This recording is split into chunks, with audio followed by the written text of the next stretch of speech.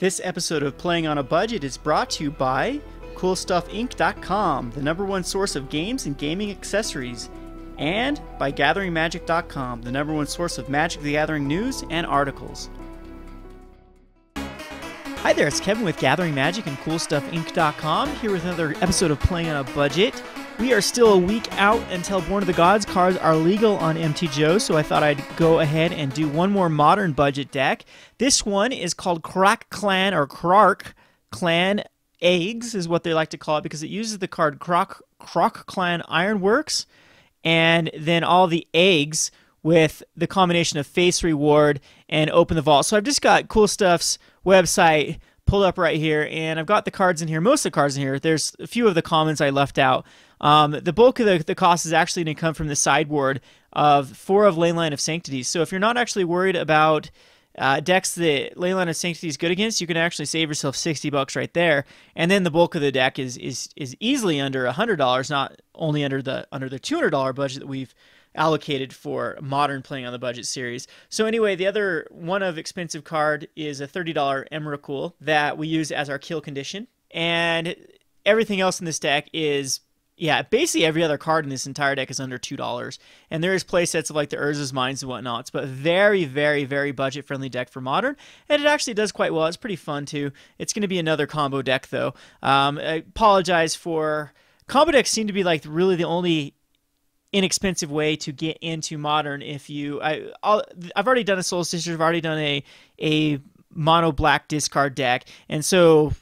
all the other non-like 3-colored fetch land type decks, like pod decks and Jund decks and all those other decks, are very expensive because they are only viable with the ability to actually fetch for the exact combination of lands you need. So of course those are easily out of our budget range when those fetch lands cost around $50 a piece. So let's just pull up the MTGO. We'll start off with the lands here. You're going to run a 4 of the Urza's lands, so it's going to be 12 of our lands right there. And then we're just going to run 3 plains and 1 Hallowed Fountain, so we can get by with just 16 lands, because basically everything in the deck is going to be able to cantrip to find another land, and then you can just go crazy. It's basically what you need is you need 4 mana for the Krark-Clan Ironworks, and then you're good to go. And you have, like I said, a million ways to get through your deck to find that. Hopefully you can assemble Tron as quickly as possible and then just go crazy. So that's what the deck's all about. Then we have, for all the 1-drops, we have 4 Chromatic Spheres and 4 Chromatic Stars. They add mana to your mana pool, and they also then draw a card for adding a mana to the mana pool. So they kind of replace themselves. And then Conjurer's Baubles, same thing as you get to put a target card from a graveyard on the bottom of your library, draw a card, helps us put back our Grapeshot back on the bottom of our library if we need to. And also we have a Codex Shredder that, again, is going to sacrifice it to return a card from your graveyard to your hand.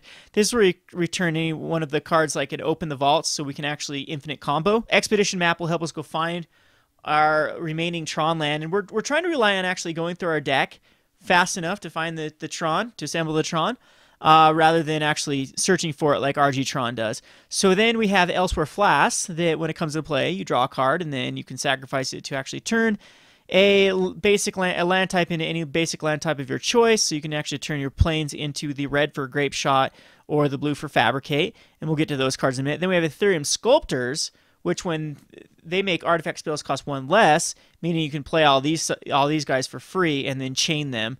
And then we have Ichor Wellsprings, which they draw a card when they come into play and draw a card when they die. Prophetic Prisms, which is basically very, very similar to the Spheres and the Stars, except you draw a card when it enters the battlefield, and then it doesn't sacrifice itself, but it's fine because we'll have ways to sacrifice it.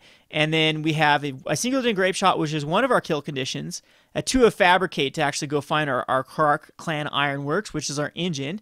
The deck is based around this card because you can sacrifice an artifact to add 2.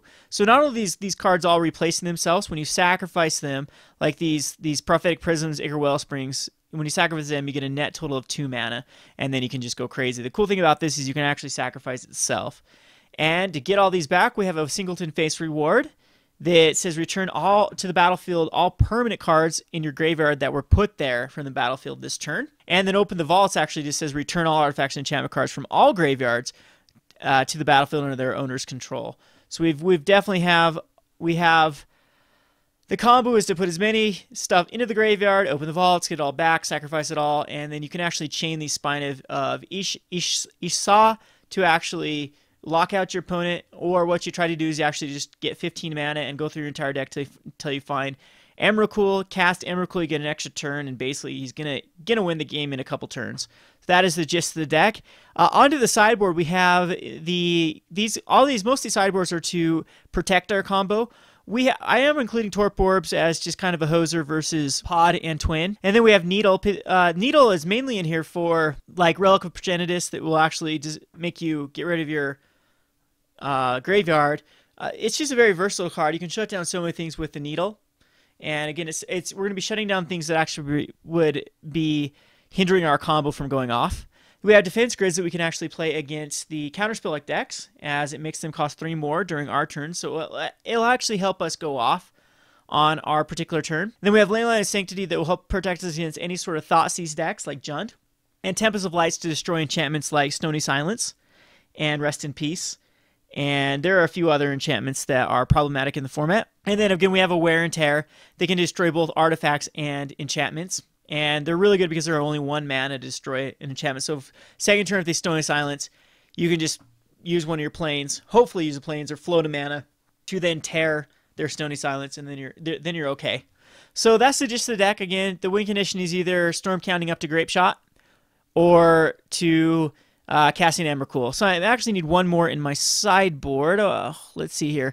I'm going to go ahead, because Grapeshot's actually supposed to be in the sideboard. This is how it's supposed to be, but I'm thinking about putting this main board because I don't want to just rely on Emrakul as the kill. I actually do want a Grapeshot, but Grapeshot normally goes in the sideboard, and then it's another Hallowed Fountain. So we're actually going to go do that. We're going to use the deck builders list rather than... the only changes I've actually made to this deck is the sideboard. The sideboard had like Oblivion Rings. I really don't like Oblivion Rings in a deck that's using Tempest of Light. I think that Oblivion Ring might be a little too slow, but it does handle everything. But I think what we're really worried about is artifacts and enchantments.